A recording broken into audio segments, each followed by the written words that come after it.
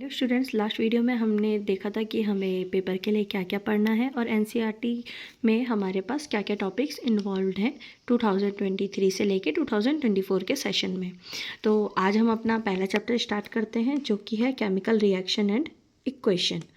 ठीक है, तो इसमें हमने मेनली क्या पढ़ना है, जैसे नाम से ही पता चल रहा है केमिकल रिएक्शंस के बारे में पढ़ना है और इक्वेशंस के बारे में पढ़ना है, कैसे इक्वेशंस बनानी है और उनको बैलेंस कैसे करना है। ठीक है, और डिफरेंट टाइप की आपकी रिएक्शंस क्या क्या होती हैं वो सारे टॉपिक इसके अंदर कवर होंगे। लास्ट वीडियो में हमने देखा था कि यूनिट फर्स्ट का फर्स्ट चैप्टर है हमारा ये केमिकल रिएक्शन एंड इक्वेशंस। इसमें हमारे पास क्या चीज़ें हैं, क्या क्या पढ़ेंगे हम, केमिकल इक्वेशन पढ़ेंगे, केमिकल रिएक्शन क्या होती है वो पढ़ेंगे और बैलेंस करेंगे केमिकल इक्वेशंस को, उनका इम्प्लीकेशन होगा, किस किस टाइप के हमारे पास केमिकल रिएक्शंस होती हैं उसके बारे में सारा का सारा इस चैप्टर में पढ़ा जाएगा। तो हम अपना चैप्टर स्टार्ट करते हैं। तो फर्स्ट हमारे पास है chemical reaction, a process in which one or more substance the reactants are converted to one or more different substances the products. तो हमारे पास वो प्रोसेस जिसमें क्या होगा, एक या एक से ज़्यादा सब्सटेंसेस क्या करेंगे, रिएक्ट करेंगे और किस में कन्वर्ट होंगे, one or more different substances में। तो जो रिएक्ट करते हैं उन्हें हम रिएक्टेंट्स बोलते हैं और जो फॉर्म हो रहे हैं नए उनको हम बोलेंगे प्रोडक्ट्स। ठीक है, जनरल रिएक्शन के थ्रू मैंने दिखा रखा है A+B। ठीक है, जो कि हमारे क्या है, रिएक्टेंट्स है। रिएक्टेंट्स आता है आपका लेफ्ट हैंड साइड पे, फिर आपका एरो आएगा जो आपको बताएगा कि रिएक्शन क्या हो रही है, इस डायरेक्शन में, फॉरवर्ड डायरेक्शन में मूव हो रही है। ठीक है, और प्रोडक्ट बने आपके C+D। ठीक है, तो ये आपके राइट हैंड साइड पे लिखे जाएंगे प्रोडक्ट्स। तो ये आपका क्या है, केमिकल रिएक्शन का एक जनरल इक्वेशन में हमने लिख लिया है। तो हमने यहाँ पे आपके मॉलिक्यूल्स के फॉर्म में भी दिखा रखा है, A+B give rise to AB, ये दोनों कंबाइन हो गए। ठीक है, न्यू सब्सटेंस फॉर्म होगा। न्यू सब्सटेंस फॉर्म होने का मतलब है कि A+B से हमारे जो C+D है उसके जो प्रॉपर्टीज़ होंगी, केमिकल प्रॉपर्टीज़, वो क्या होंगी, स्लाइटली डिफरेंट होंगी या फिर पूरी तरीके से भी डिफरेंट हो सकती हैं।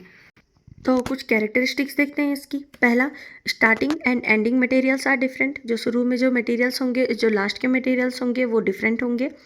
Breaking and making of chemical bonds, जो हमारे पास केमिकल बॉन्ड्स होंगे, अगर हम कंपाउंड्स ले रहे हैं तो उनके बीच में क्या होगा, ब्रेकिंग ऑफ केमिकल बॉन्ड होगा।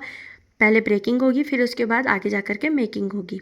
ठीक है, मेनली इरिवर्सिबल होते हैं हमारी chemical reactions, like burning of paper, ash बन जाता है, उस ऐश से हम वापस से पेपर को नहीं बना सकते।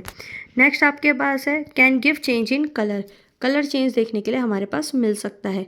जैसे सेम हम वही वाला ले लें कि पेपर को हमने बर्न किया, वो क्या होगा, आपकी जो ऐश होती है वो किस कलर की होती है, ग्रे कलर की होती है, और जो पेपर था वो वाइट था।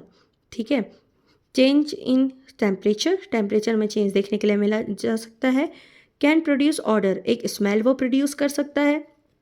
कैन रिलीज गैसेस और एफरवेसेंस, गैसेस का मतलब आप लोगों को पता ही है कि वो गैस रिलीज कर सकता है, जैसे कार्बन डाइऑक्साइड, हाइड्रोजन गैस और तरीके की भी, नाइट्रोजन वगैरह कुछ भी गैस आपकी रिलीज हो सकती है। या फिर एफरवेसेंस, एफरवेसेंस का मतलब आपका क्या होता है, जैसे हम कोई कोल्ड ड्रिंक की बोतल खोलते हैं तो उसमें क्या होता है, कोल्ड ड्रिंक की बोतल में आप लोगों के पास झाग टाइप का बनता है, उसे ही एफरवेसेंस कहा जाता है। ठीक है, कैन रिलीज साउंड और लाइट, ये किसी तरीके की साउंड प्रोड्यूस कर सकता है और लाइट को रिलीज कर सकता है। हैव डिफरेंट केमिकल प्रॉपर्टीज़, आपके जो रिएक्टेंट प्रोडक्ट होंगे उनकी क्या होंगी, डिफरेंट केमिकल प्रॉपर्टीज़ होंगी। दूसरी डेफिनेशन देखें इसकी तो ये है, a chemical reaction is the process by which the atoms of one or more substances are rearrange to form different substances. मतलब केमिकल रिएक्शन एक प्रोसेस है जिसमें जो एटम होंगे of one or more substances वो क्या किए जाते हैं, रीअरेंज करे जाते हैं। ठीक है, और उनसे कोई और डिफरेंट तरीके का सब्सटेंस बनाया जाएगा। जैसे हम खाना बनाना शुरू करते हैं, उसमें स्टार्टिंग में हम क्या लेते हैं, कच्ची सब्जियां लेते हैं, नमक लेते हैं, तेल लेते हैं। ठीक है, उनको साथ में मिक्स करते हैं, हीट अप करते हैं, तो हमारा जो लास्ट में प्रोडक्ट आता है वो बिल्कुल ही डिफरेंट होता है, जबकि हमने क्या लिया है, सारी की सारी चीज़ें सेम ले रखी हैं। ऐसा तो होगा नहीं कि कहीं और से कोई और चीज़ आपके पास उसमें ऐड अप हो जाए। नेक्स्ट है हमारे पास chemical reactions in everyday life. तो हम देख सकते हैं कंबशन, जैसे हम कुछ चीज़ों को जलाते हैं, रस्टिंग होती है हमारे चारों तरफ, जो आयरन के सब्सटेंसेज हैं उनकी थोड़ा ब्राउनिश कलर का आपके पास प्रोड्यूस हो जाता है। नेक्स्ट है आपके पास डाइजेशन, जो आप लोग खाना खाते हो फिर वो डाइजेस्ट होता है। नेक्स्ट है फोटोसिंथेसिस, जो आपके प्लांट्स अपने लिए फूड बनाते हैं उस प्रोसेस को क्या कहा जाता है, फोटोसिंथेसिस कहा जाता है। किस किस चीज़ों की हेल्प से बनाता है वो, सनलाइट हो गया, कार्बन डाइऑक्साइड हो गया, वाटर हो गया और कुछ मिनरल्स हो गए। अब कितने ही बच्चों को कन्फ्यूज़न होगी केमिकल और फिजिकल रिएक्शन में। तो केमिकल रिएक्शन का मतलब क्या है, जो न्यू प्रोडक्ट फॉर्म हुआ है वो बिल्कुल ही डिफरेंट होगा, जबकि फिजिकल में क्या होता है, सेम सब्सटेंस हमारे पास रहता है। ठीक है, जैसे हम केमिकल वाले में देख सकते हैं, पहले क्या था, वुड लॉग था, फिर उसके बाद हमने क्या किया, उस वुड लॉग को बर्न किया, तो उसके बाद हमारे पास पाइल ऑफ ऐश देखने के लिए मिला। ठीक है, जो कि क्या है, एक बिल्कुल ही डिफरेंट सब्सटेंस है हमारे वुड लॉग से। नेक्स्ट हम देखेंगे फिजिकल प्रॉपर्टी। तो फिजिकल प्रॉपर्टीज़ या फिर फिजिकल रिएक्शन में क्या होगा, पहले पूरा लेमन था हमारे पास जो कि आपका खट्टा होगा। ठीक है, ड्यूरिंग लेमन गेटिंग स्लाइस्ड हमने क्या करा, लेमन को उसके बाद कटिंग करी और स्लाइस ऑफ लेमन क्या होगी, सेम उसी सब्सटेंस की होगी जो कि हमारे पास पूरा लेमन था, जिस सब्सटेंस का था, सेम दोनों में सब्सटेंस में कोई भी डिफरेंस देखने के लिए हमें नहीं मिलेगा। ठीक है, तो हमारे पास जो पहले बिफोर में जो सब्सटेंस था वो आफ्टर में भी देखने के लिए मिला है, जबकि केमिकल वाले में पहले हमारे पास वुड लॉग था, बाद में हमारे पास ऐश देखने के लिए मिली है। अब अगर हम आगे देखें तो कुछ एग्जांपल्स दे रखे हैं यहाँ पे केमिकल रिएक्शन के, जैसे कि केक बनाने का प्रोसेस। अगर हम देखें तो हमारे पास पहले क्या है, ऑयल है, oil, eggs, milk, sugar, floor, floor means आटा। ठीक है, तो हमने क्या करा है, ये सारे के सारे रिएक्टेंट्स है, इनको हमने मिक्स किया और हीट इन अवन करा। एरो के ऊपर लिखा जाता है हमेशा कंडीशन को, इसलिए हमने क्या करा है, condition heat in oven arrow के ऊपर लिख दिया है। ठीक है, कभी भी आप केमिकल रिएक्शन लिखोगे तो आप देखोगे एरो के ऊपर कुछ ना कुछ लिखा रहता है, कभी हीट लिखा रहता है, कभी टेम्परेचर लिखा रहता है, कभी कोई सॉल्यूशन का नाम लिख दिया रहता है। ठीक है, तो ये कंडीशन है जो कि नेसेसरी है इस रिएक्शन को होने के लिए। ठीक है, तो हमने क्या करा, रिएक्टेंट्स को मिक्स किया, उसके बाद उसे अवन में हीट किया और हमारा जो केक है वो एज अ प्रोडक्ट तैयार हो चुका है। नेक्स्ट सेकेंड एग्जाम्पल अगर हम देखें तो जिंक प्लस कॉपर सल्फेट, जो कि क्या होता है, ब्लू कलर का सॉल्यूशन होता है हमारे पास एक, वो क्या फॉर्म करेगा, जिंक सल्फेट फॉर्म करेगा और यहाँ पे ब्लू कलर हमारा डिसअपेयर हो जाता है, और प्लस कॉपर हमारा जो सब्सटेंस है या फिर एटम है वो क्या हो जाएंगे, नीचे एज अ प्रेसिपिटेट इकट्ठा हो जाएंगे। तो ये हमारे पास क्या है, जो पहले था ब्लू कलर था वो बाद में डिसअपेयर हो गया। नेक्स्ट हमारे पास है zinc, zinc plus sulphuric acid. ठीक है, सल्फ्यूरिक एसिड क्या होता है हमारे पास, H2SO4। ये दोनों जब आपस में रिएक्ट करते हैं तो क्या फॉर्म होता है, zinc sulphate plus hydrogen gas, जो कि इवॉल्व हो जाएगी। अप साइड एरो से हम क्या करते हैं, गैसियस फेज को बता देते हैं। तो ये तीनों की तीनों हमारी क्या थी, केमिकल रिएक्शन थी, जो कि हमने क्या कर दी है, यहाँ पे बता दी है। तो हम देख सकते हैं रिएक्टेंट्स और प्रोडक्ट बिल्कुल ही डिफरेंट तरीके के फॉर्म हो रहे हैं। ठीक है, दोनों की प्रॉपर्टीज़ क्या हो जाएंगी, बिल्कुल ही डिफरेंट हो जाएगी। नेक्स्ट हमारे पास हमने एक क्या करा है, क्या कॉनिकल फ्लास्क में जिंक ग्रैन्यूल्स और डाइल्यूट सल्फ्यूरिक एसिड ले लिया है। जब ये दोनों आपस में रिएक्ट करेंगे, ये इसी वाली जो थर्ड रिएक्शन है उसकी हमने क्या करा हुआ है, एज अ डायग्राम बना करके दिखाया हुआ है। ठीक है, जब ये दोनों आपस में रिएक्ट करेंगे तो हाइड्रोजन गैस हमारा क्या हो रहा है, रिलीज हो रहा है, तो ये हाइड्रोजन गैस इस पाइप के थ्रू बाहर निकल जाएगा। ठीक है, ये ग्लास ट्यूब हमने ले रखा है और यहाँ पे ये कॉर्क से हमने इसको क्या करा हुआ है, फिट करा हुआ है, ताकि जो गैस है वो ओपनली बाहर ना निकले। हाइड्रोजन गैस को अगर हमें आइडेंटिफाई करना है कि जो गैस है वो हाइड्रोजन गैस ही है, तो हम क्या करते हैं, ये आप लोग कमेंट में बताना। फिर आता है आपका केमिकल इक्वेशन। केमिकल इक्वेशन क्या है, chemical equation is the symbolic representation of a chemical reaction in the form of symbols and chemical formulas. ये सिंपल सा आपका क्या है, सिंबल्स की फॉर्म में जब हम किसी केमिकल रिएक्शन को रिप्रेजेंट करें तो उसी को कहा जाता है केमिकल इक्वेशन। ठीक है, यहाँ पे हम सिंबल्स, एटम्स के जो सिंबल्स आपके पास दिए रहते हैं, जैसे आयरन को हम Fe लिखते हैं, सोडियम को हम Na लिखते हैं, इस तरीके के, और या फिर कोई केमिकल फार्मूला लाइक वाटर होगा तो H2O। ठीक है, इस तरीके के केमिकल फार्मूलाज हम इनके यूज़ करेंगे और इसी को कहा जाएगा केमिकल इक्वेशन। हमने एग्जाम्पल ले रखा है यहाँ पे, 2HCl plus Zn give rise to ZnCl2 plus H2। ठीक है, सेकेंड ले रखा है 2NaCl plus F2 give rise to 2NaF plus Cl2। अब आप देख रहे होंगे कि इनके बेस में मैंने कुछ ब्लैक कलर से एज अ सबस्क्रिप्ट कुछ सिंबल्स बना रखे हैं। इन सिंबल्स को हम कहते हैं फेज़।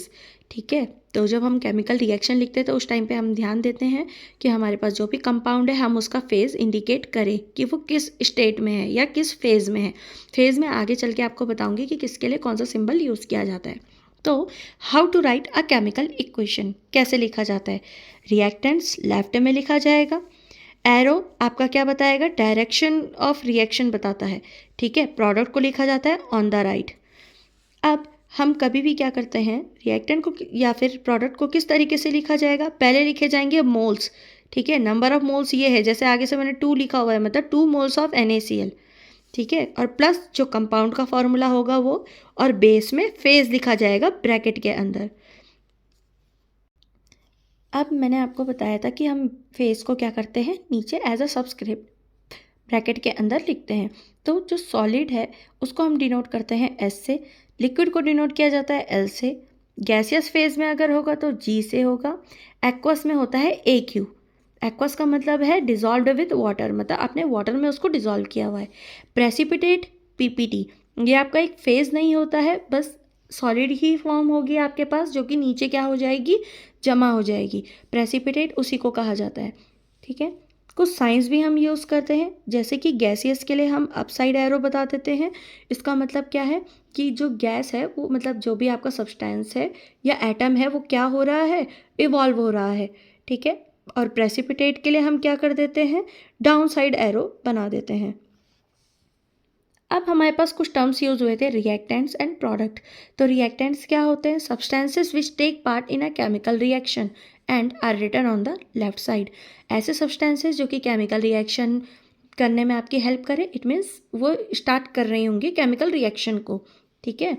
और प्रोडक्ट क्या होंगे, substances formed after a chemical reaction, जो नए सब्सटेंस आपके फॉर्म हो रखे होंगे किसी भी केमिकल रिएक्शन के बाद, तो उनको क्या बोला जाता है, प्रोडक्ट बोला जाता है। और इन्हें कहाँ लिखा जाता है, राइट हैंड साइड पे लिखा जाता है। ये रिप्रेजेंट करके मैंने आपको बता रखा है, reactants on the left side and given by a arrow, and then there are products.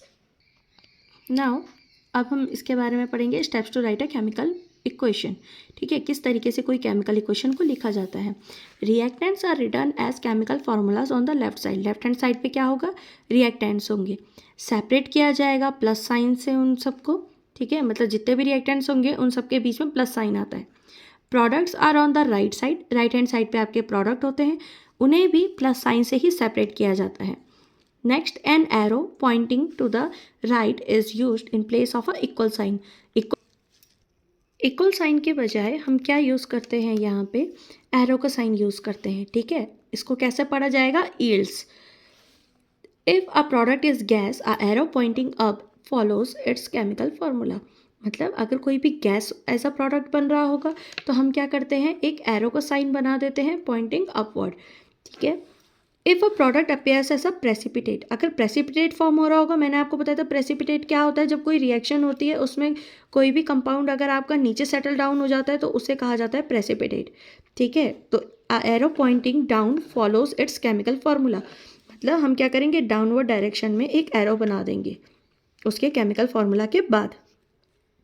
The physical state of chemical is usually written as a subscript.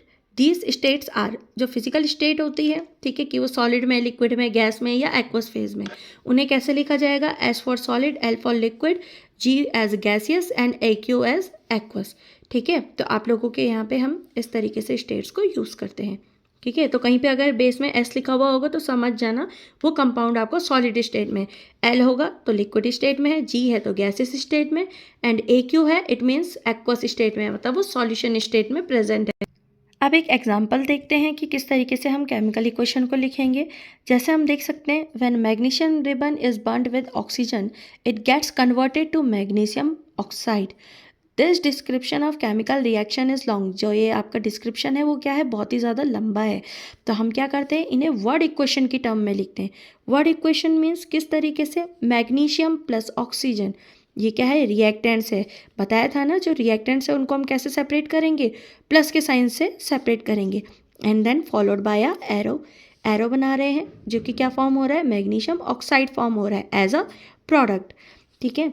Now writing in terms of formula, formula के terms में हम इन्हें लिखेंगे तो magnesium को कैसे लिखा जाता है, Mg, और वो क्या है, मेटल है, किस फॉर्म में है, सॉलिड की फॉर्म में है, तो बेस में S आ गया। नेक्स्ट आया O2, O2 किस फॉर्म में, गैसियस फॉर्म में है, और गिव राइज टू या फिर यील्ड्स क्या आएगा, MgO as a solid substance, ठीक है, तो ये आपके reactants on the left side and product on the right side. इसको क्या कहा जाता है? स्केलेटल केमिकल इक्वेशन कहा जाता है। पहले वाला था वर्ड इक्वेशन, सेकंड वाला है स्केलेटल केमिकल इक्वेशन। ठीक है, अब हम कुछ एक्स्ट्रा, आप लोगों के पास कुछ नोट्स बीच बीच में आपको बताते रहेंगे, कुछ एक्स्ट्रा पॉइंट्स जो कि आपके हेल्पफुल रहेंगे। जैसे हम यहाँ पे रिएक्शन लिख रहे हैं 2H2 + O2 give rise to 2H2O। ठीक है, तो यहाँ पे जो आगे से हमने 2 लगा रखा है, इसका मतलब क्या है? Number of moles. ठीक है, तो 2 moles of hydrogen gas reacts with 1 mole of oxygen. अगर कहीं पे कुछ भी नहीं दे रखा है तो उसका मतलब क्या होता है? 1 मोल होता है। ठीक है, give rise to 2 moles of water. ठीक है, ये बात आप लोग ध्यान में रखिएगा। सेकंड पॉइंट है कि जो गैसेस होते हैं उनको एज अ डायएटॉमिक मॉलिक्यूल लिखा जाता है, मतलब वो सिंगल स्टेट में प्रेजेंट नहीं रहेंगे। अगर हम बात करें किसी भी मेटल की, जैसे आयरन हो गया, मैग्नीशियम हो गया, निकल हो गया, ठीक है, तो वो सारे आपके पास Ni, सोडियम हो गया Na, Mg, इस तरीके से हम उनको लिख सकते हैं। ठीक है, लेकिन जो गैसियस फेज में होंगे वो सारे के सारे डायएटॉमिक मॉलिक्यूल के फॉर्म में लिखे जाते हैं, जैसे N2, O2, H2, F2, Cl2। और भी बहुत सारी गैसेस होती हैं, उनको सबको हम एज अ डायएटॉमिक मॉलिक्यूल लिखेंगे सारी इक्वेशंस में, क्योंकि जो आपके पास गैसेस होती हैं वो क्या होती है? रिएक्टिव होती हैं, तो वो कभी भी आपके पास सिंगल फॉर्म में एग्जिस्ट नहीं करती है, मेनली डायएटॉमिक फॉर्म में ही एग्जिस्ट करेंगी।